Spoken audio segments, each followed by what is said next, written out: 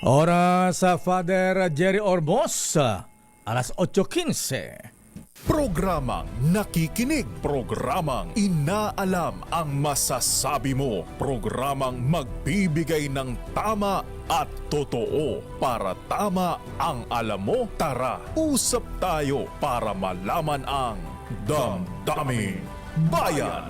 Live sa DZRH Radio, DZRH TV at DZRH Digital. DZRH Damdaming Bayan. Kasama sina Lakay Deo Macalma at Sister L. Elaine Apit. DZRH Damdaming Bayan. Ay naimbag nga bigat Mr. President, President Ferdinand Bongbong Marcos Jr. Alam mo na ba, Mr. President, kung sino ang traveling guest member of your cabinet secretary, Mr. President, Grabe naman ito, Abay, tinamaan ng magaling kung bumiyahe sa abroad. Buti lang sana kung dito lang sa Pilipinas. Abroad dyan, mga kuya, Abay, once a week, once a month, twice a month. Alang ya, Mukhang mas madalas pa yata ang biyahe niya sa abroad kaysa pananatili dun sa kanyang opisina, Mr. President. Pulo ka sa Bersamin, Abay, kumuha ba ito ng travel permit dyan sa inyo?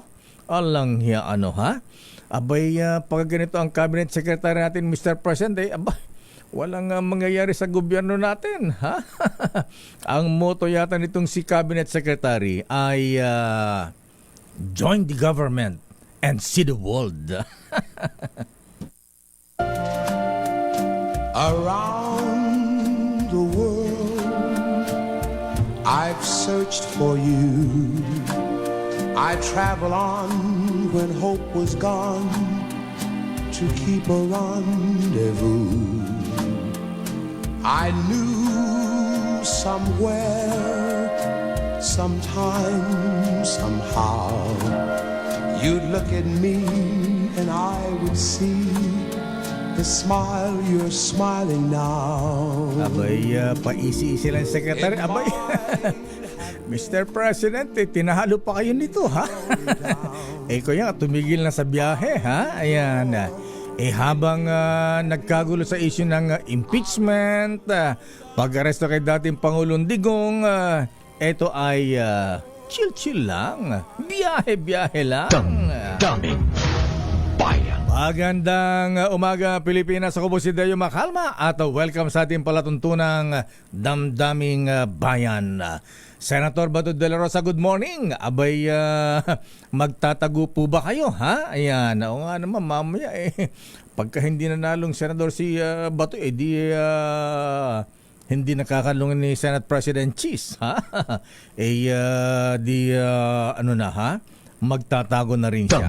Damdaming Bayan. At sino naman itong congressman na grabe na itong congressman na ito, mahabigan, Abay, malaki kaya ang pork barrel nito, ayuda, Abay, nagtayo ng mansion dun sa kanyang probinsya, mahabigan, Ayan, sa gitna yata ng bukid dito, At nagtayo pa ng sarili niyang mini golf course. Talaga namang kakaiba ang mga ilang opisyal natin sa gobyerno ngayon. Damdaming Bayan. Pero sandali lamang sa ating mga mainit na issue, mga kuya, na ito muna, report muna mula kay Edniel Parosa, Yung sunog po dyan sa may Estrada Country o Zamora Country na, Dyan sa Little Baguio, San Juan City. Alamin natin ang report. Ano na ang latest? Ano na ang nangyari, Edniel? Sana walang namatay. Edniel Parosa, please come in. Edniel. Lakay, walang naitulong itong maambong umaga dito sa Little maambon. Walang naitulong yan para mapigilan itong sunog sa hilera ng mga paupahang bahay. Itinaas pa sa unang alarma kanina. Kausap ng mga pamatay sunog, itong isa sa mga may-ari ng isang ancestral house na may 3 pamilya kung saan hinihinalang nagsimula itong apoy. Kanya binabanggit, nagulat na lamang daw sila nang makita itong usok at wala pang masabing posibleng dahilan nito. Dahil din sa pagmamadaling lakay, yung isang kotse rito sa harap ng nasusunog na bahay ng ginang, hindi na nailabas sapagkat sa loob daw ng bahay yung susi. Mabuti na lamang at ang latest, bago mag-alas 8 ngayong umaga, ay idineklara ng under control itong sunog dito sa lugar. Nanlulumo yung ilan sa mga narito habang pinapanood na tinutupok ng apoy yung kanilang mga ari-arian. Okay. Wala namang napaulap Wow. na nawawala. Batay sa initial assessment ng Bureau of Fire Protection, panguna ng ground commander rito si Fire Inspector Javier Delen. Pero isang babae ang kinailangang asistihan ng Philippine Red Cross, bigyan ng oxygen dahil sa hirap sa paghinga kanina. Dumating dito lakay ang alkalde ng syudad para personal na kumustahin yung kausap din kanina ng firefighters, yung may-ari nitong ancestral house. Pakinggan natin yung kanila nag-iusapan. Opo, wala lang naman sa iba kahit na. Wala naman.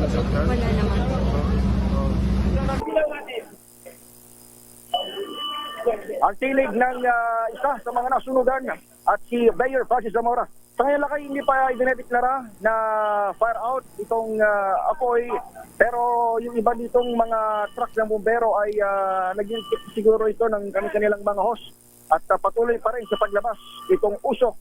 Wala na yung malalaking dila kanina nakikita natin at nakikita ng ating mga tagapanood dyan sa RH2 Television. Enyel, Yes, mga ilang bahay yung nasunog?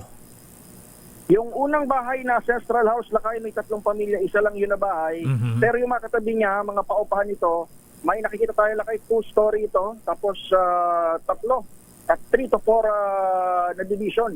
Itong 2-story residential building na ito. Pero yung dinidescribe ko na yan lakay ay wala pa doon sa official records ng BFP na nandito dahil hinahanap pa yung pinaka mga may-ari itong mga nabanggit na bahay. Pero yung mga tenants ng ancestral house ay nakalabas naman lahat dito, lakay. At So hindi mabuti nagkakay. walang nasaktan, walang namatay, Enyel. Wala lakay. Yan ang Pero good naman news. Isa, Mhm. inasistihan lang ng Red Cross dahil doon sa hirap sa paghinga. Emotional na rin siguro dahil nga iyak nang iyak dito nung nakikitang nasusunog yung kanilang ari-arian. So yan ang latest dito sa lungsod ng San Juan. Balik sa iyo lakay.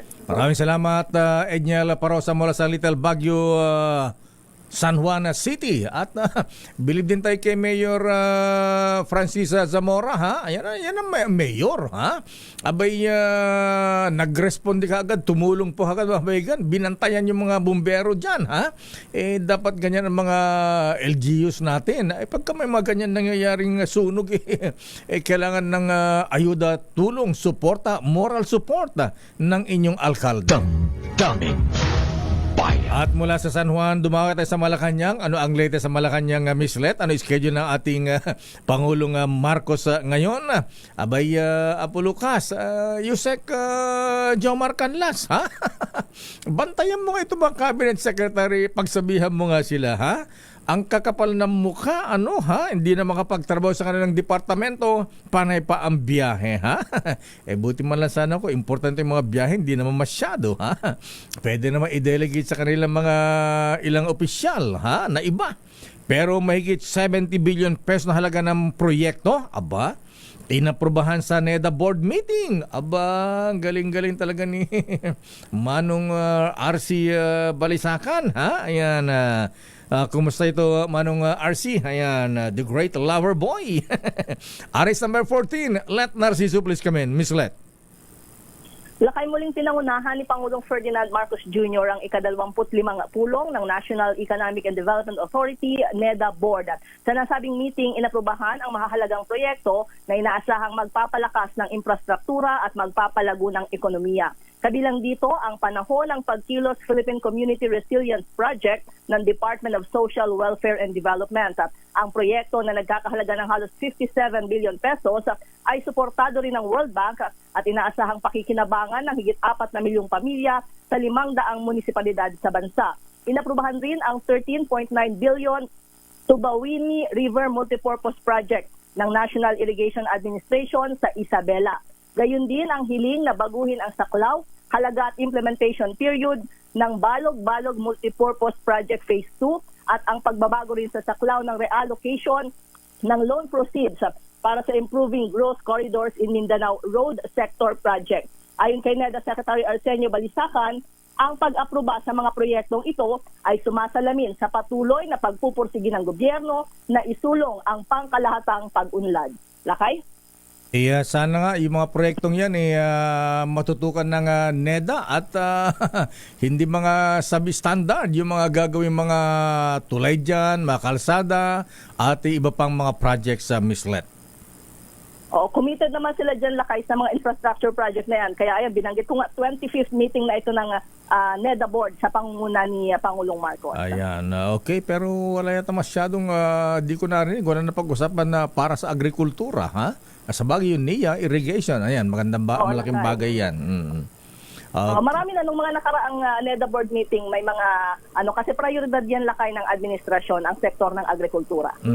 Ayan, kaya lang di na umabot ng 20 yung presyo ng bigas kahit na 30 man lang sana. Pero ayan, ang sabi naman nila, patuloy na sinisikap din, Lakay, kaya nga may mga hakbang na ginagawa. Halos lahat na ng mga pwedeng gawin ay ayan, ginagawa nila para mapababa yung presyo ng bigas. Ayan, natutuwa naman ako at si Manong Johnny, nakita ko nandyan, ayan, seryoso ang Manong Johnny, talagang agbyag ka, Ay, Apo Manong Johnny, ha? Talagang active pa rin sa mga cabinet meeting. Oo, laging present sa Lakay sa mga meeting sa Malacanang, si Manong Johnny. Aba, Manong Johnny, maganda yung ginagawa, Manong, ha? 101 years old. Gusto ko, Manong, happy ka. Gusto ko happy ka. Gusto ko happy ka. Gusto ko happy ka. Kaya lang, Manong, yung problema ng Marcos administration. Problema mo, sagot ko. Problema mo, sagot ko. Kaya pa bang sagutin yan? Ano yung schedule pa ng Pangulong Marcos ngayong araw ng... Huwebes na pala ngayon, Miss Letta. Oo, Lakay, mabilis ang araw. At mamayang hapon may meeting si Pangulong Marcos sa Private Sector Advisory Council. Kala ko meeting sa mga Duterte.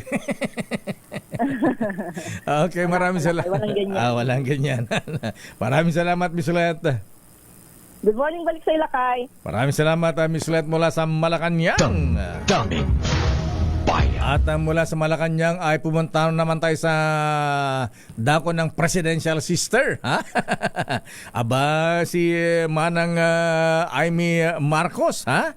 Abay, tuloy daw ang investigasyon ngayong umaga sa Senado kaugnay sa pag-aresto. Ha?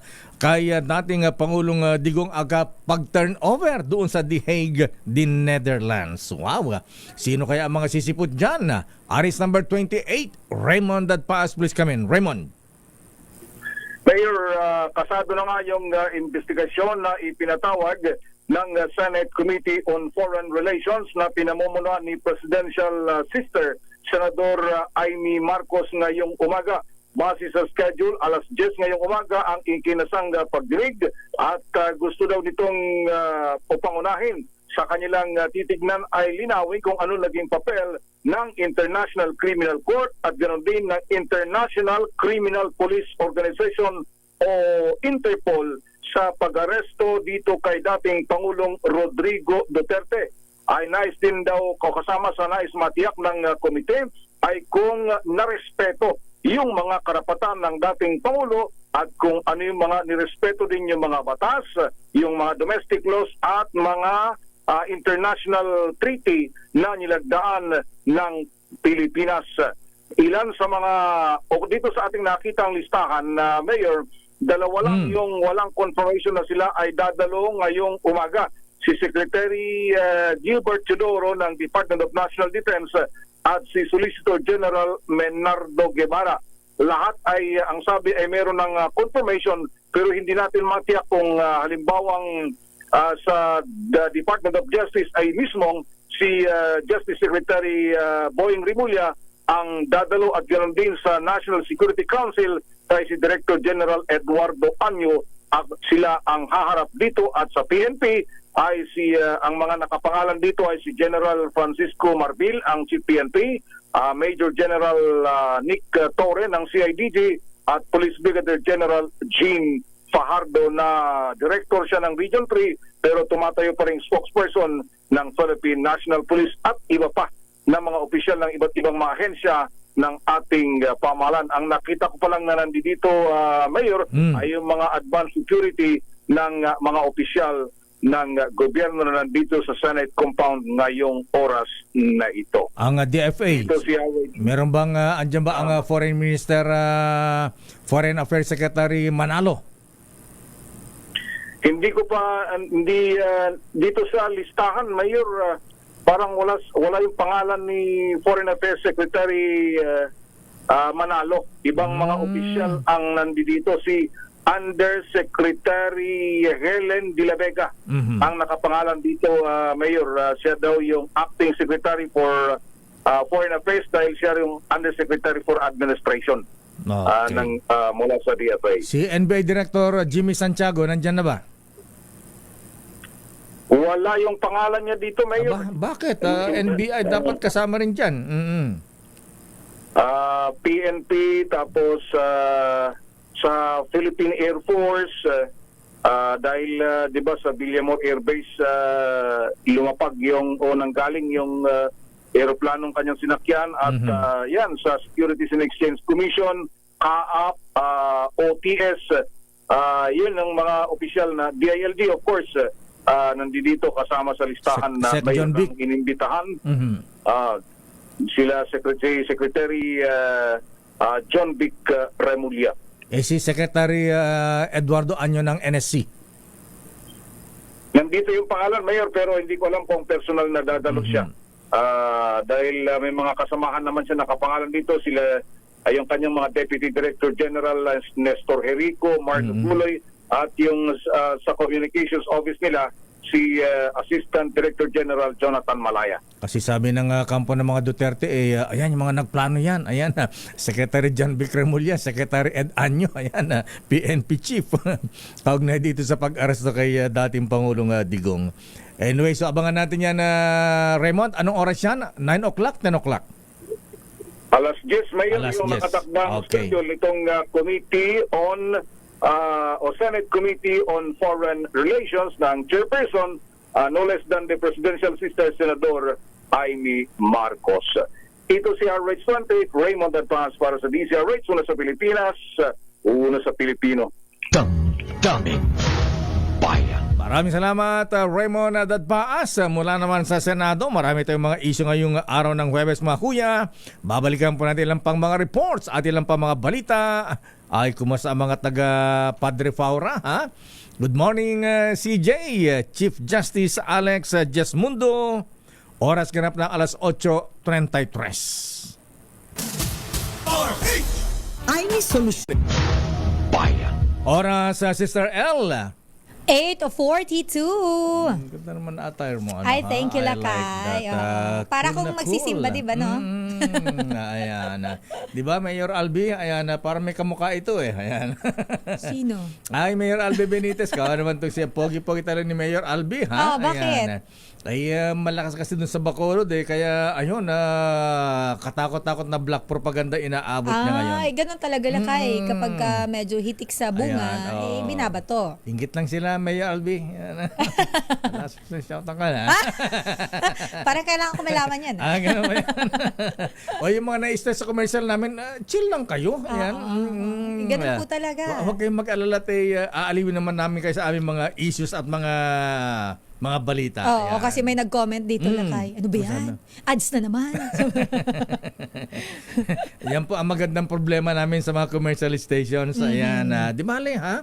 Ayan, naaliw naman kayo, di ba? Yung special na balita natin. Di tsaka, hindi po kami susweldo. Lifeblood po namin yung ganyan. Pero sandali lang at andito na isang bisita natin. Yes. Mamaya huwag kayo alis ha, para sa mga gustong magtrabaho dun sa Ireland. Ang dami pala mga Pilipino doon. 35,000 pala mga Pinoy doon sa Ireland. Lakay, oo. Gustong makapunta sa Dublin. Gusto mo makapunta doon. Anong gagawin mo? Yes. Abay, magtutur. Picture ka lang. Inuha ko ng Guinness beer. Damdamin Bayan. Teka muna at nasa ating linya si Madam Milka Romero ng One Pacman Party List. Abay, multi-awarded socio-civic business and sports leader. Ma'am Milka Romero, magandang umaga po sa inyo, Ma'am Milka. Good morning po, Ma'am Milka. Good morning po, Sir Deo and Ma'am Elaine. Abay. At lahat po na nakikinig sa DZRH. Abay, sabi ng aking bubit ang One Pacman Party List namasyal daw doon, pumunta daw doon sa Chocolate Hills doon sa Bohol. sa Bohol. At Panglao, ayan. At ano bang ginawa niyo doon? Chinek niyo ba kung may mga resort sa paligid ng Chocolate Hills? Nandun po tayo sa Bohol para of course mangampanya and na-identify po natin bilang isang party list of sports and youth development na talagang very active po in partnership with the LGU ang mga atleta po natin at mga kabataan po sa Tagbilaran, Bohol. Bilang isa po sa mga advocacy nyo ay sports nga talaga, pwede ba Ma'am Milka pagka sinuwerte ko at mapunta sa Kongreso, pwede ba kayong gumawa ng panukalang batas na ibalik yung mga sports na piko, ayan, patintero. Mga larong Pinoy. sa mga eskwelahan. Abay, maganda para hindi lamang puro gadget, para yung mga nasa elementary natin ma-exercise naman. Patintero, piko, yung mga laruan luksong luksong tinik. Sepak takraw lakay, wala nang sepak takraw.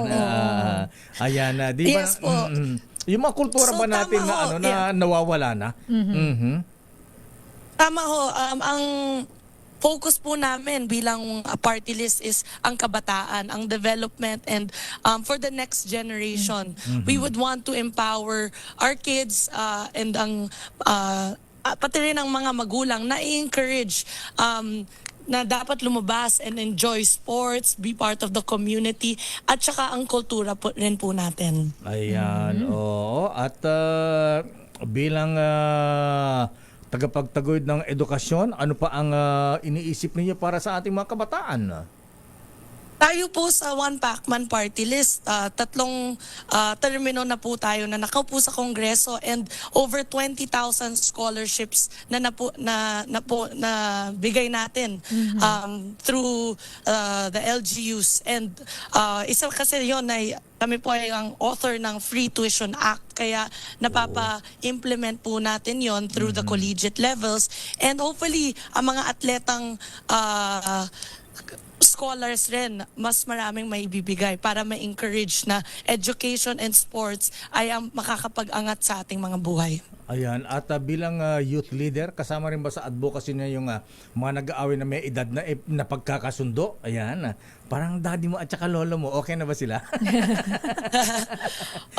Very peaceful na rin po. Peaceful and na sila. Moving forward, for leadership roles na rin po tayo at nakakapagbigay sa ating lipunan.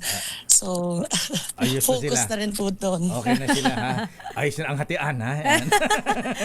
Yes. Sabi rin po ni Kong Mikey, hi daw, Sir Deo. Hi, Kong Mikey. Ayan. Ayan. Pero eto Lakay, may tanong ako kay Ma'am Milka, kasi nanggaling siya sa Bohol at alam naman natin yung Bohol ay isa yan sa mga tourist spot na talagang pinupuntahan ng ating mga kababayan, maging ng mga foreigners. So, Ma'am Milka, kumusta po yung pagpunta ninyo doon? Ano naman po yung mga tawag dito, mga napag-alaman natin or sa pagbisita po ninyo, ano po yung nakita natin na pangunahing pangangailangan ng ating mga kababayan? Kumusta naman po sila doon? At ano po ang magagawa ng One Pacman para naman po dyan sa mga taga-Bohol dahil kayo po ay nanggaling dyan at nag-ikot po dyan? Opo, full support kami actually, hindi lang po sa Bohol pero buong Visayas region. Nakikita po namin na mas kailangan na bigyan ng atensyon at access, oportunidad ang ating mga kababayan sa Visayas region. Specifically sa Bohol, nagkaroon sila ng opening ng Saulog Festival. 1 month long yon in terms of their at saka po ang 460th Blood Compact anniversary rin po na nangyari doon sa Bohol. We were able to support and we're very honored to be part of their endeavors. So, aside from that, nakipag-usap ako sa mga LGU in order to makinig at suportahin ang kanilang mga atleta at hindi lang po yun ang komunidad na importante sa amin ang kalusugan, kabuhayan at edukasyon rin. Okay, Ma'am Milka Romero, maraming salamat. Pero teka muna, ha? Anong pamana ni Daddy sa'yo? Of course, never stop learning. Yun pong advice niya sa akin. And even talking to you, Sir Deo, talagang maraming ako natutunan Ayun ba? every week. Nag-meet tayo. So, very much willing to listen. And yan po ang importante sa Kongreso, na makinig po tayo sa ating mga local government units. Thank you, Ma'am Milka Romero. Thank you and good morning. At anong number ng one pack man sa Lakay? Opo, ma'am. Number 22 po tayo sa balota. number One 22. Pacman party list. Ayun. Tandaan po, iisang party list lamang ang maaaring iboto. Maraming salamat po. Milka Romero, first nominee ng One Pacman Party List. Anak ni dating Congressman Mike Romero at apo. Ayan. Apo. Ng kanyang tatay. Ano pala? Apo ng kanyang lolo. Lolo, Lakay. Mike Romero III. Damdamin Bayan. Samantala, may bisita pa tayo uli dito. Ha? Oo, Ganda parang, lalaki nito. Ha? parang Ayan, ang dami nating bisita pala, Lakay. Mamaya, dudugo pa ilong natin. Ay, sinabi mo. Uy nga pala ha. Mamaya tutukan niyo po yung bisita namin mahabigan na taga Ireland. Yes. Dahil mukhang naghanap din sila ng mga Filipino workers ha. Ayan, tingnan natin kung may mga job opportunities tayo sa Republic of Ireland. Ganda yasa do. Ang ganda siguro do Miss Oo Sister nga, L. ako ha? Lakay, nakikita ko lang sa internet. Di pa ako Oo. nakapunta ron eh. Ayan nga parang gusto kong narinig ko lang yung mga IRA. Damdamin Tara, punta na tayo. Mangingi tayo ng ticket kay Steve Dailisan. Ayan. Teka muna ha, bago itong bisita natin ha, at iba pang mga issue. Kayo talaga, sino to yung cabinet secretary na biyahe ng biyahe ha? Ayan, sige, relax na lang kayo dyan ha. Bakit naman may pinupuntahan? Namamasyal. Akala ko naman official business. Siyempre, palalabas yung official business. Ayan. Buti man lang sana kung sarili niyang perang ginagastos, taxpayers money yun. Yun yung ha? masakit. Malungkot. Sinabi mo ha, kaya sinabi mo kaya mahirap po yung mga ganyan ha. Kaya dapat dinadago ka. Dapat Masama, chill ka lang. dapat Thursday pa sinasawata lang. ang mga yan, di ba? Congressman Arnel, ayan. Pero batiin mo natin si Congressman Ador Pleto. Kong Ador Hi, Pleto, happy Kong. birthday. Good morning and happy birthday po. Yes, at si Mayor Jenny Mendoza. Ayan, Oh. happy birthday, Mayor. Kumusta ang mga tilapia? Ayan. At Tawilis. Tawilis yung masarap Lakay. At binabati natin sa ating Arlene Aba Bartolome. At si Attorney June Aguila, mula kay Kuyang Attorney Yuli Sevilla. At mula sa mga Southwoods golfers daw. Ayan. Happy birthday din kay ating Liberty Logroño. Anniversary pala ha. Wedding anniversary kay ating Liberty Logroño at Kuyang Jojo Logroño. 23rd wedding anniversary. Happy birthday Hannah Dizon ng Metrobank. Ivy Bernardo, mula kay Idol, ha? Mula kay Senator Rafi Tulfo. At happy birthday din kay Mr. Jeff Delgado. Mr. ha? Long time no see, ha? Yan, ang boy next door ng PMA Sandigan 82. Happy birthday din kay Mr. Frank Uyami at Kuyang Tateng Nartates. Happy birthday po. Ala ba tayo dyan? Kung wala ka dyan, sagutan namin ng Emperador Brandy dyan, ha? At ipinapabuti natin ang pakikiramay sa pagyaw ni Aling Rosalinda Custodio Sakuan ng Tumawini Isabela. Sabi ni kanyang balae na si Kuyang Freddy Martinez, ang burol po ay dyan sa Tumawini Isabela. Damdamin Bayan. Our condolences po, ha? Oy mga misis, ha? Relax lang po kayo dyan, ha? Mamaya makinig po dahil pag-usapan natin ng mga misis presyo ng LPG. Kumusta ang presyo ng LPG ngayon mga misis, ha? Lalo na yung may mga karinderya. Wala bandayan timbangan natin dyan. Ang timbang ng LPG natin dyan. At syempre marami pang mga issues. Oras, Sister L. It's 8:53. Damdamin Bayan. Oras, Sister L. Isang minuto na lang Lakay, 9:00 na. Bilis naman ng oras. Ayan. At relax lang po kayo. Ayan, kahit sino daw yung congressman na patay ng mansion sa bukid tsaka may sariling golf course, mini golf course. Talaga Lakay. Ayan, Katas kaya yan ng tupad? Ay, Baka naman mayaman siya, Lakay. Mayaman ba well, talaga siya? ay yumaman. Ayan, Ayun, yun lang, yung medyo... At dito na tayo, Sister El, sa Yes. ating bisita sa ating... Kilalanin ang mga nagnanais maging lingkod bayan sa Bakit Ikaw? The DZRH Job Interview for 2025 Midterm Elections. At ulitin natin, Sister El, Yes, na ang Lakay. aming pong programang Bakit Ikaw? The Job Interview. Ito po ay libre, public service po namin sa ating mga kandidato na tumatakbo sa pagka-congressman at senador. Yes, again, wala pong bayad. Kaya kung may mga sasalang o doon po sa mga sumalang na at meron pong naningil sa inyo, pakireport po sa amin. Yan Ayan. po ay scammer. Ayan, isasay ko sa Chubibo. Ayan. At hindi po ibababa 24 Ayan, hours. 24/7.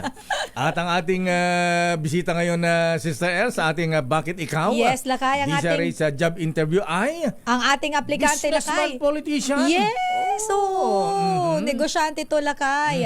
At politician din. At siya ang aplikante sa Masang Pilipino. Ang tanong, papasa kaya siya? Alamin natin yan, Lakay. At ipapakilala ko na, alam mo ba, Lakay, siya ang tinagurian, also known as father of the LPG industry. Sabi mo- According sa ating research. Sabi mo papasa kaya? Ayan. Yes. Repeater na ito Ay, repeater na. Ayaw nga pala, repeater na to. So, pumasa na siya.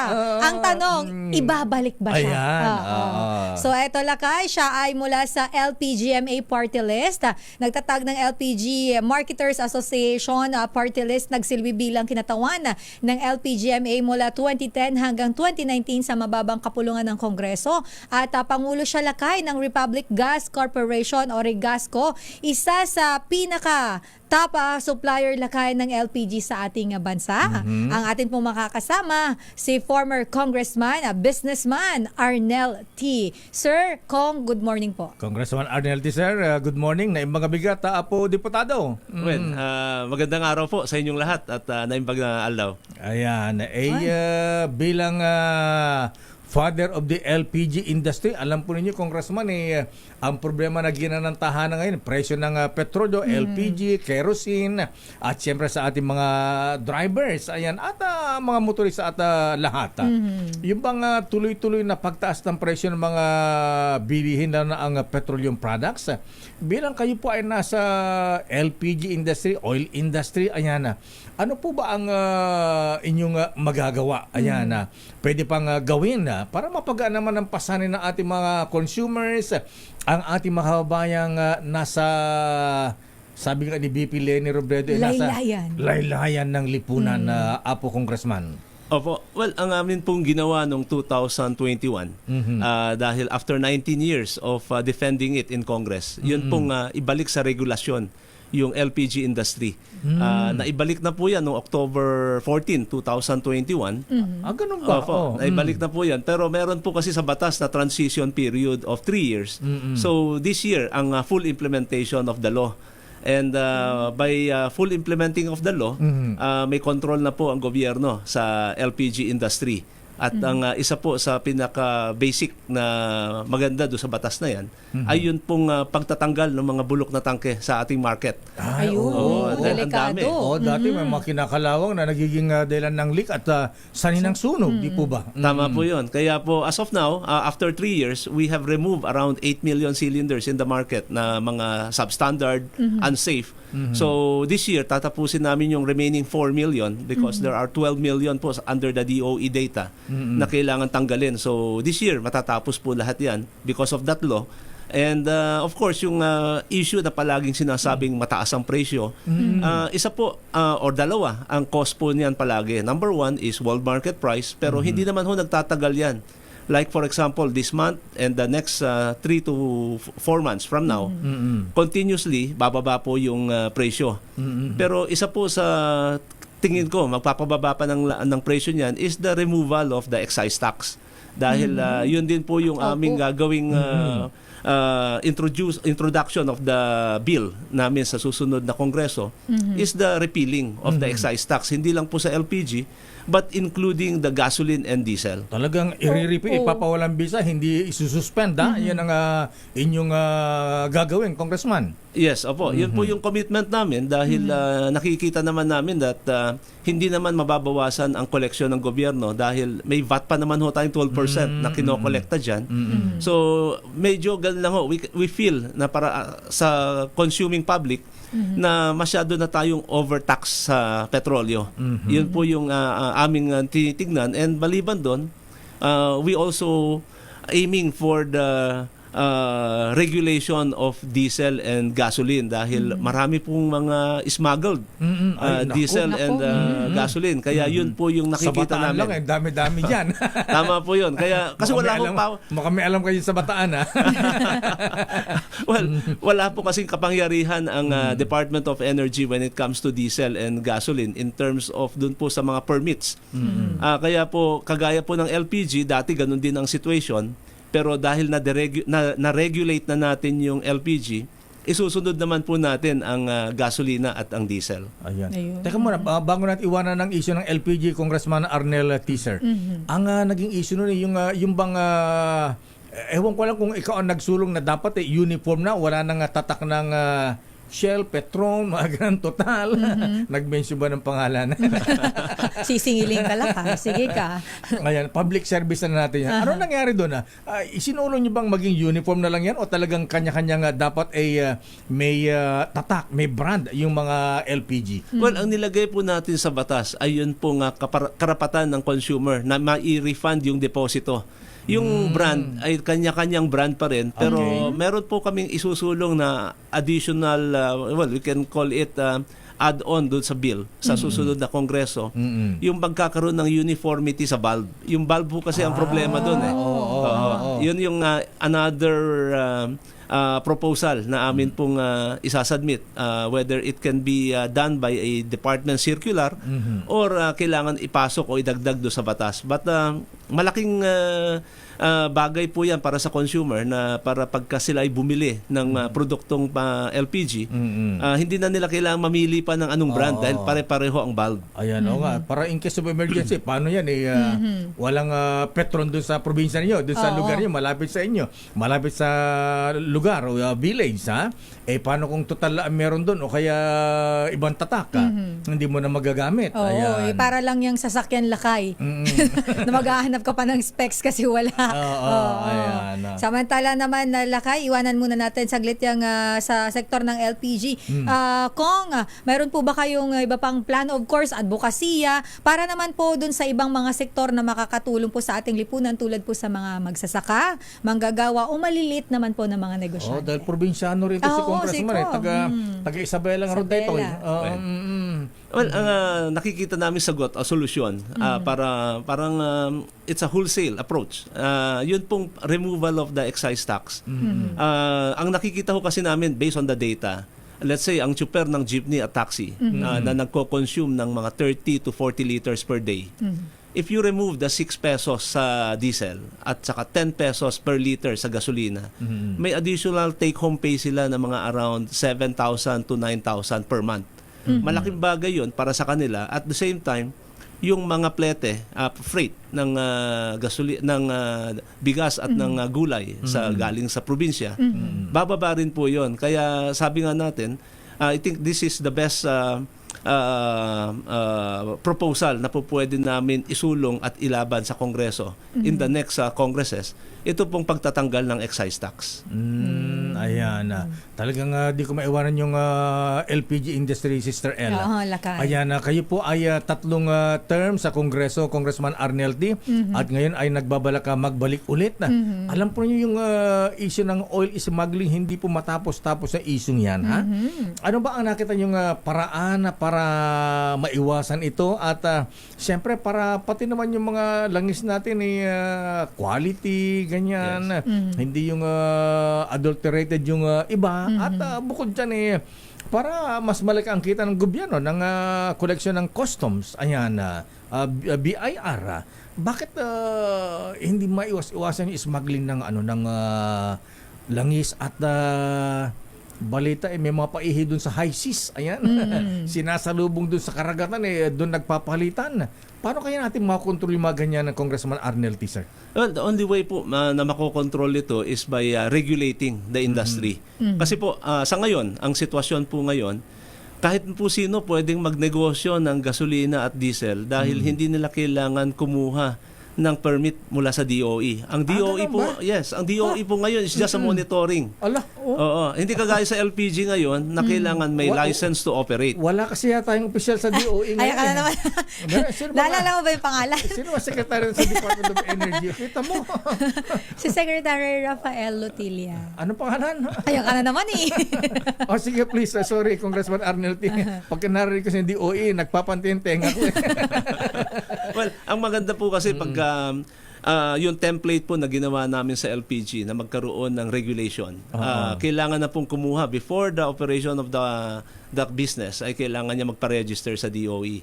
And kung hindi po sila registered sa DOE, the DOE can give a notice or to the local government unit na ipasara po yon. As of now, pagdating sa diesel and gasoline, wala pong ganong power ang DOE as of now. Kaya, dahil deregulated po siya Kaya kailangan po ibalik natin sa regulation so that yung pag-i-issue ng license to operate para yung mga tinatawag na mga maliliit na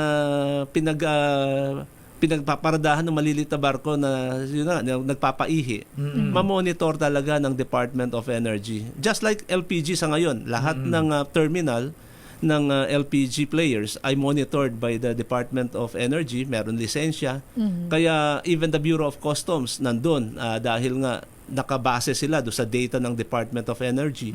So dito po naman sa gasolina at diesel, medyo malala po talaga ang smuggling dito. Kaya nakikita namin ang solusyon dyan, i-regulate ulit natin. Ibalik natin sa Department of Energy so that it's a combination of multiple agencies na magko-coordinate with the Department of Energy para po matanggal natin itong smuggling pagdating sa diesel and gasoline. Iba talaga yung nakausap natin yung taga-insider kumbaga, si Sir L. Kasi alam nila ang kalikaw dyan sa oil industry. O kita mo, hindi yata alam ng Energy Secretary yan. Teka muna ka, Congressman Arnel T. Nagtataha kami, na tanong dito ng mga drivers, bakit ganun? Minsan tatas ang presyo ng diesel, bababa ang gasolina. Or vice versa. Bakit ganun Same lang naman ang ingredients niyan. Bakit kung tataas yung diesel, tataas din yung gasolina dapat? Bakit ganun na nagkakaiba? Akyat yung isa pababa. Taas baba. Well, yan po ang dahilan kung bakit po meron yung tinatawag nating bagong batas ngayon, which is in-include na po ito ng Department of Energy. As of now, nire-require na po nila dito yung unbundling of pricing sa ngayon. Dahil doon sa problemang yon, dahil bakit pag tumaas ang diesel, ganito kalaki, tapos yung gasolina, hindi ganun kataas. Yung bang hindi pantay. Malayo ang agwat. Kaya the only way to do that is to demand or kaya magkaroon ng order ang Department of Energy to all the importers na magbigay, mag-submit ng how they compute yung presyo. As of now, because of the LPG law, RA 11592, meron ng pong power ngayon ng Department of Energy to demand yun pong unbundling of pricing kung paano namin kinompute.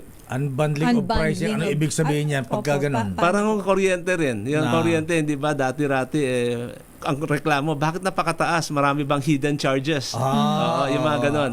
Ngayon, sa LPG, ganun na rin po ang ginagawa ng Department of Energy and including the diesel and gasoline.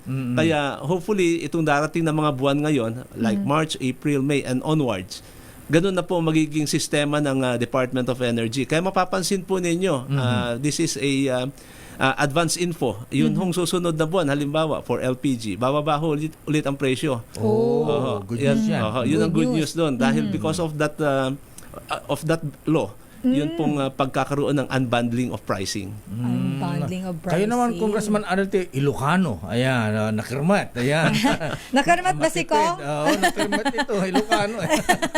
Siyempre, matipid lang lakay. GI to GI. Galanteng Ilocano. Galanteng Ilocano. Sa gwapong Ilocano. Ayun. Tsaka lakay, di ba, siyempre, kung saan lang yung pagkakagastusan, yun lang kasi. Parang ikaw. Tanong nga natin kay Congressman Arnel T. Ayan, ang tagal mo na sa LPG industry, Congressman Arnel T. Ayan, paano ba natin mapapasaya ang mga ginanantahanan? Ayan. Tsaka yung mga may-ari ng karinderya. Yes, katulad ni na Lola Nati Lisi. Ayan. Sina Lola Lisa Makahilig. Ayan. Paano natin mapasaya? Paano natin mapababa ang presyo ng LPG? Pwede bang Ilocano naman tayo, mahilig sa buy one take one. Alam bang ganun promo ang mga nasa LPG industry, Congressman Arnel? Well, the best way ho para ma-sustain yung tamang presyo. Hindi naman mataas, hindi naman mababa. Yung tamang presyo lang. Ito po yung sinasabi natin that this year, the LPG law will fully kick in yung pagpapatupad nitong batas na ito. At nakikita po namin, kagaya po ng nabanggit ko kanina sa inyo, mararamdaman po ngayon ng ating mga consumer like this month and the succeeding months, magko-correct po yung presyo ng LPG. Dahil po doon sa bagong batas ngayon. At marami po kasi mga provision ng bagong batas na yan na magkakaroon po ng mga additional incentives yung ating mga consumer. Like for example, yung return of the deposit. Kalimbawa, bumili kayo ng tangke ngayon. Pagka ayaw na ninyo doon sa brand na yon at gusto nyong ibalik, ang hirap nyong bawiin yung deposito. Under the new law, may karapatan na po ang consumer na maibalik ang deposito, i-demand sa brand owner at wala akong magagawa ang brand owner na hingin pa ang resibo even without any resibo. Kahit walang receipt. Ibabalik at ibabalik po because protected na po ang consumer ng batas. Sa sari-sari store ni Aling Maria, alam mo, nagbebenta ng LPG doon. Pwede bang i-demand natin na Aling Maria, ayoko na itong LPG ng ganito. Gusto ko maiba naman. Ganun ba? Pwede po. Yun ho yung tinatawag natin under the provision of Cylinder Exchange Swapping and Improvement Program. Kasama na rin po sa batas yun. Kahit anong brand ang gusto nyo sa pananaw ninyo mas mura, pwede nyo ipagpalit yung hawak-hawak nyong ibang brand. Ayan po, under the new law. Pwede na po yun. So batas na yan, Congressman Arnel T. Opo, batas at kayo na po ang yan. may gumawa niyan. Opo, kami po ang gumawa. Galing naman. Ba't di namin naririnig yan? Hindi ka raw kasi bumibili. Ayan. Okay. Dumako tayo sa ibang issue naman na medyo mas mabigat ng konti, Congressman Arnel T. Ha? Maraming tatamaan dito, ha? Ilag-ilag na lang. Ano naman ang pananaw bilang ikaw, naka 3 terms ka ng congressman, ano naman ang pananaw nyo sa transparency at accountability sa gobyerno? Ayan. Paano yung titiyakin na mga proyekto at mga programa ng LPG may party list ay magiging epektibo, kapaki-pakinabang, at walang pandaraya? Ayan. Opo, sinusuportahan po namin yan, yung transparency na yan. And in fact, sa LPGMA party list po, ang ginagawa namin sa mga tinatawag nating allocation namin pagdating sa fund. Lahat po ng nagdi-dispense naman yan is the agencies of government. Like let's say DSWD, DOLE, DOH. In the end, ang amin pong ginagawa, idina-download lang naman ho namin ito sa mga ahensya na kung sino talaga ang dapat na magbigay ng pondong yon. At ang ginagawa na lang po namin, tinutulungan na lang namin yung aming mga constituencies na makalapit do sa ahensyang yon. Dahil yun naman po talaga ang trabaho ng congressman. At hindi siya yung nagbibigay ng pondo sa mga nangangailangan. Kundi itutulungan na lang na makalapit do sa gobyerno na matulungan nila at mabigyan nila ng benepisyo. Taga Isabela ka, Congressman Arnel T. Ha? Yung tulay na bumagsak doon. Pinuntan pa ng Presidente Marcos. Ha? Ano bang balita nyo ron? Ano ba? Hindi ba ang LPG may party list hindi ba nagsagawa ng investigasyon? Kasi sa probinsya nyo nangyari yan. Well, ang pinaka-safe na sagot, no comment. Alam mo kung bakit si Sir El? Mga kaibigan ni Congressman yung mga Kailian. Ay, apo, nyamot din. Well, it's a national project. So, Yes, I think iimbestigahan naman ng Senado yata. Kundi maapektuhan yung pagdi-deliver ng LPG. Sige. Samantala, Lakaya, sa atin namang, ito Kong, ano naman po yung mensahe ninyo, no? Ikaw na kaya magtanong, Lakay. Kasi ikaw talagang dapat magtanong yan. Ayan. Congressman, kayo po ay repeater na. Ayan, nakatatlong term na kayo sa Kongreso at ngayon ay gusto niyo pang bumalik. Ayan, ano ba ang binabalak niyong gawin pa at ikaw pa ibabalik sa Kongreso? Ang gulo-gulo nila doon. Ayan, ano ba bang mga advocacy mo na hindi po nagawa at dapat mong gawin at bahin ka lang iboto ng ating mga ginanantahanan ang LPGMA party list? Opo, dahil may sektor po kaming nire-represent and ito po yung mga small and medium-sized LPG dealers and retailers and of course up to the consumer. Nagawa na po namin na i-regulate ang LPG industry even though yun po ang nire-represent namin, pero mas tinutukan at binigyan namin ng tutok ng benepisyo ng ating mga consumer. So ang isa sa amin nakikitang kailangan pang gawin ay yung ibalik din sa regulasyon ang gasolina at ang diesel. And of course, lastly is yung repealing of the excise tax for all LPG and gasoline and diesel taxes, yung excise tax.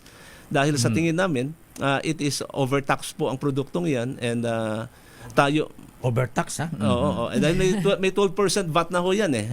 And at the same time, meron pang excise tax. Nagpatong-patong na. Kasi ang laka daw ng target collection ni BR Commissioner Jun Lumaki at ni Commissioner Bien Rubio ngayon eh. Kailangan ma-hit yung target. Ayun na makita si Secretary Ralph Recto. Well, we have the data naman to show na hindi malaki ang epekto ng pagtanggal ng excise tax dahil ang VAT naman po ay malaki rin ang collection when it comes to the fuel industry. And malaki naman din hong bagay na mabigyan natin ng self-confidence ang ating mga gumagamit ng petrolyo na additional income nila ito. Rather than bigyan natin ng ayuda, bigyan na lang natin ng kitang talagang pinagpawisan. Ayun, Lakay, bago pa sa tanong mo. May magtatanong pa kay Kong, ihabol natin dahil wala na eh. Ayun, sige, habol natin. Mahalaga tong masagot niya, Lakay, dahil isa sa ating mga kababayan ang may katanungan kay former Congressman Arnel T. Kasama natin si RH 52 Edniel Parosa. Edniel, sino ang magtatanong at nasaan kayo ngayon? Magandang umaga, Lakay at Sister El. Nandito tayo ngayon sa gilid lamang ito ng Mandaluyong City Hall. Parang tindahan ni Aling Maria yan. Parang familiar sa akin yan. Madilim lang, Lakay. Madilim lang. Kasi bukod sa Mambon, yun, nandito tayo ngayon sa gilid ito. Seri ito ng mga karinderi at mga kainan. Ako sa natin ngayon, LPGMA Party List, panguna ni former Congressman Arnel T. Kapag babalik ngayon sa Kongreso LPGMA, may katanungan, isa nating kasama ditong manininda. Si Ma'am Rose. Ano tinitinda mo, Ma'am Rose? Frosty ice cream po. Frosty ice cream. Ice candy. Again, Nakakabukas ang bid po namin. nakabubukas lang, bago negosyo. 3 days pa lang po siya. Wow. Okay, so anong tanong? Lakay, 3 days pa lamang sila rito, kaya lang may napapansin na siyang problema dito sa Mandaluyong. Ma'am, anong itatanong mo sa ating party list? Natin? Sir, in case po ba, kapag nanalo po yung party list niyo po, ano pong magagawa niyo dito, party po sa traffic? Kasi medyo... Traffic, medyo yung traffic light kasi parang wala dito. Yun ba? Ay, traffic daw, Lakay. Traffic, Parang problema natin yan lagi, traffic. Ayun, from... Kapag nagkaroon ng disgrasya po, siyempre medyo... Okay. Traffic tsaka traffic light ang concern niya, Lakay. Maraming salamat, Aling Rose. Tanong natin si Arnel T, ha? Pero dapat kay Busita ito itatanong eh. One rider. Okay. Pasagutin natin si Congressman Arnel D. Opo. Well, meron po kaming proposal sa MMDA and in fact, meron po kami naging meeting at tinanggap naman po nila yung proposal natin to maximize po yung ating mga kalsada. Mapapansin po siguro ninyo, EDSA for example, meron po doon na mga linya ng pwede natin gamitin to maximize it na hindi ginagamit ng pedestrian. Ang aming proposal sa kanila, because we have submitted to them, yun pong i-improve ng kalsada. Ibig sabihin po pwedeng gamitin yon para sa motorcycle and bicycle lane. At the same time, meron pong pedestrian lane. Ang problema lang po, makikita po ninyo, ang daming mga barriers. Tama, minsan, yan po yung isa sa nagpapasikip ng ating trapiko. Kaya po, hopefully, ang sabi nila, this year's budget, para for the next year's improvement ng kalsada ay gagawin nila yon. At ako'y naniniwala that they already coordinated with the DPWH para doon sa proposal na pag-i-improve po ng kalsada. Ayan. Okay, Aling Rose, maraming salamat po, ha? Thank you po. Pakibigyan na lang si Edniel ng 3 ice candy. Ayan. Ice cream daw yun lang. Ice cream ba? Kala ko ice candy. Very traditional yung ice candy mo. Okay, maraming salamat, Aling Rose. Thank you po. Good morning. Ingat po kayo dyan. Edniel. Ito mula sa Maisilos Circle, sa Lungsod ng Mandaluyong. Balik sa inyo, Lakay at Israel. Maraming salamat, Edniel Parosa, sa ating Man on the Street. Andyan sa Mandaluyong City. Ayan. Sa maraming congressman, Arnel Tiser ng LPG Party List. Akala ko naman, nagbago na ng kanyang advocacy. Ayan. Pagka binutong LPG Party List, buy one, take one ang LPG. Grabe na yung buy one, take one. Buy one, take one, walang laman yung isa. Ganun. Congressman Arnel Tiser, maraming salamat po and good luck. At anong numero po nyo sa balota? Balota po. 136 po, Manong. 136. 136 ba? 136, okay. Sa likod yun, di ba, Lakay? Nasa pang 10 page yata.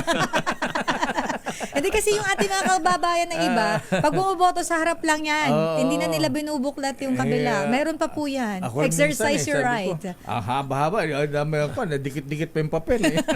Tinamad. Ayan. O kaya may numero. Ayan. So, Congressman Arnel T. ng LPG Party List.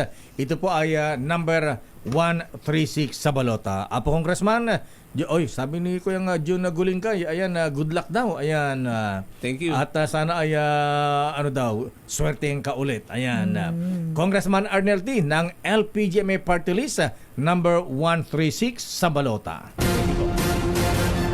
Kilalanin ang mga nagnanais maging lingkod bayan sa Bakit Ikaw? The DZRH Job Interview for 2025 Midterm Elections. Oras, Sister L. 9:31. At bago ang ating bisita from the Republic of Ireland, abay, ito muna ang mga reports. Asan yung mga reports sa Lotto King? Pahingin na kami ng mga report, Kuya Greg. Ito si Lotto King. Kasi alam nyo naman sila kay, nagpe-prepare yan. Pati ako, na dumugo ang ilong.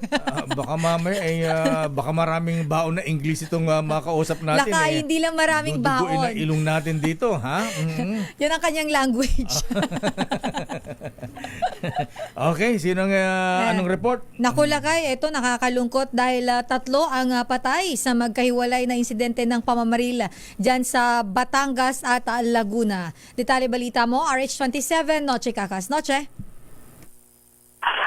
Sister L, Lakay, sa Nasugbu, Batangas, patay sa pamamaril ang isang barangay Tanod at isang magsasaka sa barangay Putata.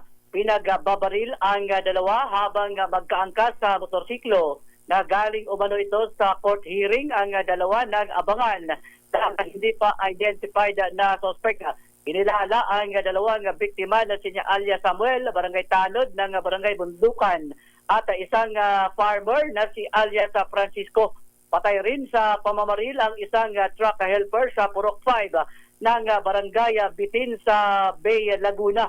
Ayon sa report ng Calabarzon Region Police, kapilitan pinasok ng suspect ang bahay ni alias Eugene, 34 anyos.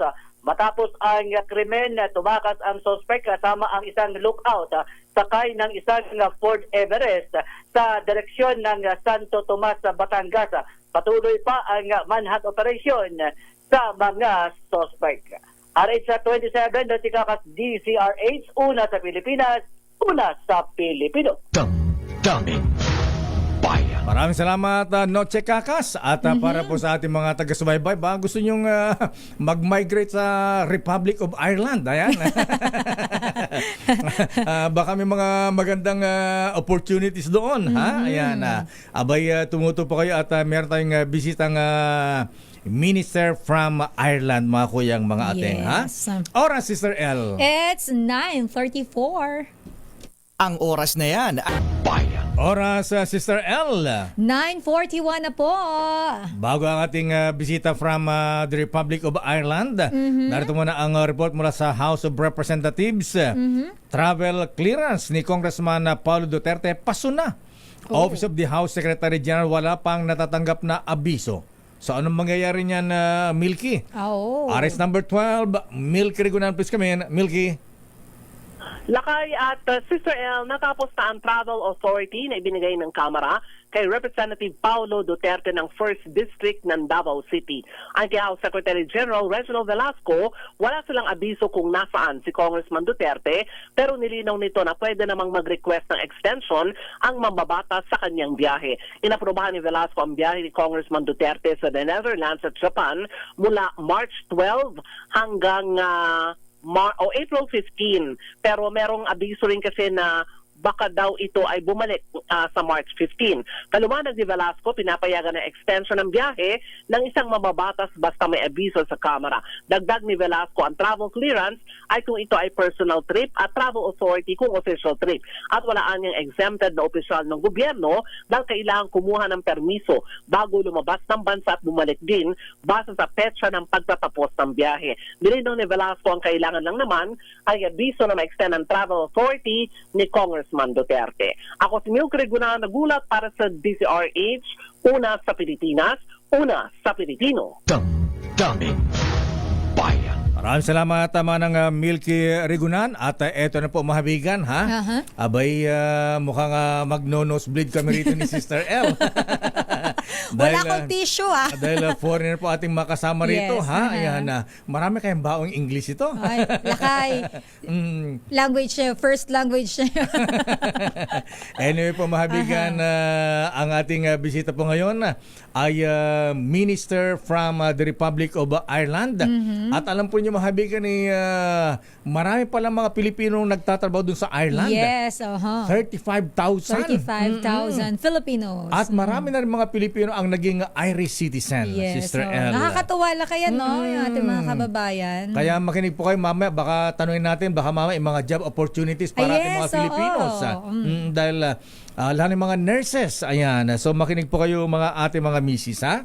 And without much ado, Sister L, yes, lakay. ipakilala natin ating bisita ngayon from the Republic of Ireland. Yes. Siya ay former mayor, youngest mayor of Ireland, so Sister according L. dito sa ating hawak na profile na ibinigay sa atin. At siya din pala, lakay, ay anak ng dating senator. Ayan. Pero siya ay former senator, Maurice became Cummings. a mayor at the age of 25. Yes, wow, very youngest young. mayor, Yes, ha? Parang mayor na Star City, ha? Ikaw yun. Mayor ng Star And City. former senator like his father, like Yes. father, like son. Wow. Ang ating bisita po mahabigan, si Minister John Cummings, Minister of State at the Department of Housing, Local Government and Heritage. Minister John Cummings, welcome to the #1 station in the Philippines. The oldest radio station. And the oldest radio station in the Philippines, DCRH Manila Broadcasting Company. Good morning. Good morning, and thank you very much for inviting me on the program. It's a pleasure to be here. It's our honor also for you to be here, Mr. Minister, sir. And how long have you been here in the Philippines? I only arrived yesterday to the Philippines. But what I have to say is the people have been so friendly since arriving here yesterday. I hope to spend some time over the next couple of days here in the Philippines. It's part of our Irish government's outreach program for St. Patrick's Day, which is our national celebration. So government ministers travel all around the world as part of St. Patrick's Day. I'm one of 38 government ministers that have travelled to 40 countries, over 90 cities, to engage with business and community leaders, promote Ireland as a place to live and work and study. And as you said, there are 35,000 Filipinos now living and working and contributing hugely to to Irish society in the areas of healthcare, care assistance, construction, accountancy, so many others. And to be honest, we are the fastest growing economy in Europe, and as a result of that, we have many shortages in terms of workforce, and we could not simply function if it wasn't for workers like Filipino workers that come and give so much of their time and integrate hugely within Irish society. I have a very good experience myself of the Filipino community in my home city of Waterford, a really strong community. I know they would have been marching in our St. Patrick's Day parades in Waterford, and it's great. But I'm also here as well because there are significant trade between our countries. There's now $3 billion of trade between our countries, and we want to grow that even further in the context of a EU-Philippines free trade agreement also. Before going, Minister Cummins, to the maybe job opportunities for the Filipinos in Ireland, we'd like to ask more about this St. Patrick's Day. I think it's so very significant, important to your country because even the Prime Minister, Deputy Minister, and you ministers are traveling around the world promoting this St. Patrick's Day. What's the significance of St. Patrick's Day to Ireland? Yes, well, it is our national celebrations.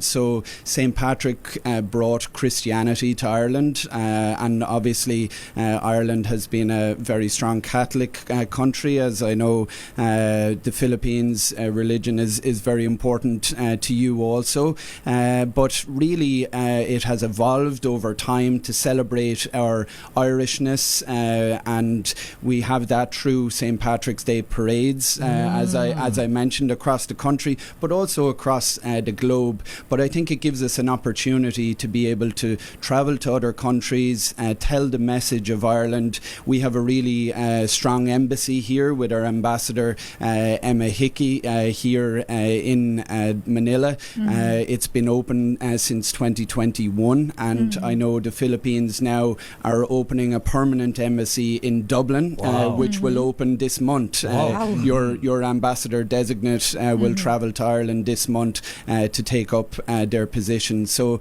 I think we can build those links even further. And of course, I know culture and music is something that we share very strongly as well. There are many Irish bands that are very popular here. They came here in Manila. Yes, so the likes of Westlife and The Script are very popular here. A personal favourite of mine is U2, which is also an Irish band. So we share many things in terms of our culture, and as I said, our people are very, very similar in nature also. So, Mr. Cummins, sir, Minister, what are the key things people in the Philippines should know about St. Patrick's Day in Ireland? Yeah, well, as I said, it's our time to be able to pause and reflect and celebrate everything that it is to be Irish. And, you know, family and community is very important to us in Ireland, as I know it is here in the Philippines. And that's why Filipinos that come to Ireland and make their home in Ireland always get on so well, because we share so many values between our two countries. And I'm not the first minister to travel here to the Philippines. There has been a number of ministers that have travelled here over the last number of years in order to promote trade. We have many Irish companies that are based here. I met with a number of business leaders last night that are involved in companies here in the Philippines, and I think we can grow those relations even further in the years ahead. What are the Irish companies in the Philippines, Minister? So we have a number of Irish companies, the likes of Kerry Group, CRH, and a number of other areas that are growing, I suppose, in the technology, in climate adaptation, and we can build those links even further. But I mentioned the EU Philippines Free Trade Agreement because I think that's something that will really be able to take our bilateral trade between our two countries even further. There was those negotiations recommenced last year. There was a second round of negotiations in February, just last month, and there'll be a third round in June. So it's great to see momentum has restarted in relation to those negotiations. And of course, the Philippines is the largest importers of Irish beef outside of the European Union. So that's very important to us, and there are many other opportunities that we can grow in the years ahead. So aside from the Irish beef, you should bring Guinness beer here. Guinness beer here, yes. We do like Guinness beer in Ireland also. But there are so many really good Irish companies in the food and beverage area. We're obviously seeking access for Irish poultry to the Philippines, and you know our whiskey is well renowned as well, really? across the world as well. You have to try as well as the Guinness. You have to try the Emperador brandy here. Is that right? Yeah. Okay. I think you should give one to to Minister Cummins. Maybe I can't drink in the studio, but maybe later. Anyway, Minister Jan Cummins, let's talk about the Filipinos in Ireland. Yes. What are the jobs of the Filipinos in Ireland? So, as I said, there are many. So, healthcare is really, really important. And I suppose on behalf of the Irish government, I want to thank the Filipino community that come and live and work and contribute so much to Irish society. As I said, we do have job shortages, and it's very important. We have a critical skills list where we have a number of areas where we need to attract people into Ireland, because I suppose, are the victims of our own success, because we have the fastest growing economy. We only have 3.8% unemployment, so effectively full employment in Ireland. So it is a challenge for us to fill a number of jobs within our country. But the Filipinos that come and work in healthcare, in construction, in accountancy, in our factories are so valued because they're extremely hard workers and integrate within Irish society so well. And they're very valued workers in Ireland. Oh, that's nice. So how can they apply for what are the jobs? job openings in Ireland right now that Filipinos can apply? In healthcare in particular, we have always vacancies in care assistants, nursing positions, but also in more unique areas as well. So as I said, we have that critical skills list. There are about 5,000 visas that are issued to Filipinos to come to Ireland. About half of those are for working visas, and about the other half for travel. There's about 50,000 passengers travel between our two countries every year, and we are a very small country, so only a country of 5 million people versus 120 million, but we are an island nation, and as I said, we share many values. Dublin is famous. I think that's your dream destination, Lacan. Yeah, one of these days. You will have to come and visit. We have so much to see and do in Ireland. Obviously, it's a very beautiful country, very green. We have our beautiful coastline. We have such a rich history in Ireland. Many of the technology companies located in Ireland, but a lot of indigenous industry as well. So as much as I'm looking forward to seeing your country, I also hope that many people will come and see our country also. Yeah, Minister, you have to extend your stay here in the Philippines. You have to eat adobo, and you try riding our Philippine limousine, jeepneys. Jeepneys.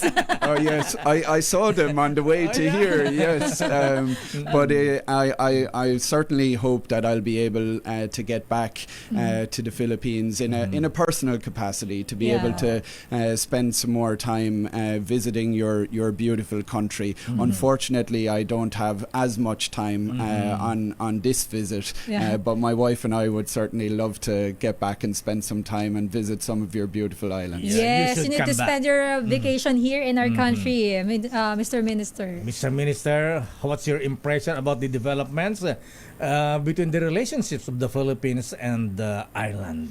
Yeah, as I said, I think they're growing from strength to strength. I think our embassy here in Ireland, since it opened in 2021, has been really important in terms of developing those relationships between the Irish community here and the Filipino community. We have, our GAA games, which is our national sport. There is a team here in the Philippines as well, and they play with against other teams in other parts of Southeast Asia as well. So as I said, I was just in Thailand as well as part of this St. Patrick's Day program, and I know that both teams in Bangkok and here in Manila, they often play against each other in the Southeast Asia games. So it's very important for the Irish community when they are abroad that they are able to bring our culture and experiences just like you do when you come to our country as well. Yes, Mr. Minister, before you go, can I ask you to please read this? We do this to every foreign guest. Yeah. It's a Filipino. It's a Tagalog. It's a Tagalog word. What's the translation, Lakay? Later. I didn't see this before coming in, so this is going to be very difficult for me. You can do it, Mr. Minister. So, KOI Naking sa program damning Banyan Nina Jo McCallum Sister L. Ito po sa Minister John Cummins na Bansang Ireland. Thank you, Mr. Minister. That was very, very bad. Maybe if I had have got it before, I could have practiced it. It's actually a surprise, but it's okay. The translation is you're listening. Nothing to worry. That's not seditious. That's not libelous. Yeah. Okay. It's just you're listening to Damdaming Bayan program with Dayo Macalma and Sister L, and this is Minister John Cummins from Ireland. Very good. Yes. No, it sounds much better when you say it. Yes, thank you very much for inviting me on the program. It's been a pleasure to be here. Thank you very much, Minister John Cummins. I hope your stay here in the Philippines will be a fruitful and memorable one. Yes. Thank you very much. So you should come back. I will certainly be back. Really looking forward to it, and thank you again for the hospitality that you've shown me, and the people of the Philippines have shown me so far, and I look forward to getting back in a personal capacity in the not too distant future. Right. Thank you very much, sir. Mahabigan, Minister John Cummins from the Republic of Ireland, the youngest mayor at the age of 25, Yes. former senator like his father, and the Minister of State at the Department of Housing, Local Government and Heritage. Thank you, sir, and Thank good you, morning. sir, and good morning. Daming Bayan. Very much. God, this is... This time check is brought to you by ACS Manufacturing.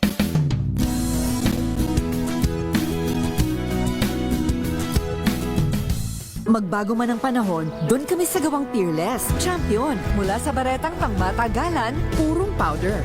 Hanggang sa mapulang liquid detergent. Kaya sa labahan, Champion! Tapat na walang katapat. BM Extraordinary with MX3.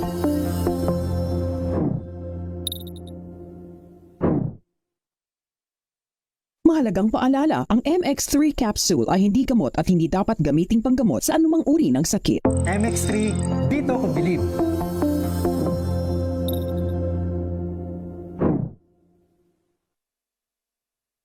Mahalagang paalala, ang MX3 capsule ay hindi gamot at hindi dapat gamiting panggamot sa anumang uri ng sakit. Magbago man ang panahon, doon kami sa gawang Peerless Champion. Mula sa baretang pangmatagalan, purong powder. Hanggang sa mapulang liquid detergent. Kaya sa labahan, Champion! Tapat na walang katapat.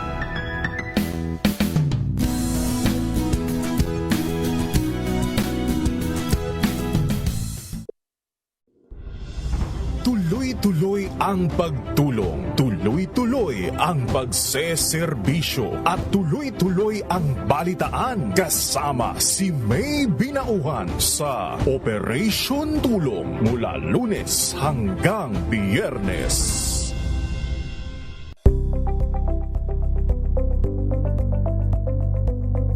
Nagdugo yata ilong ko, ha? Lakay, hindi, alam mo, ang galing-galing mo. Bakit?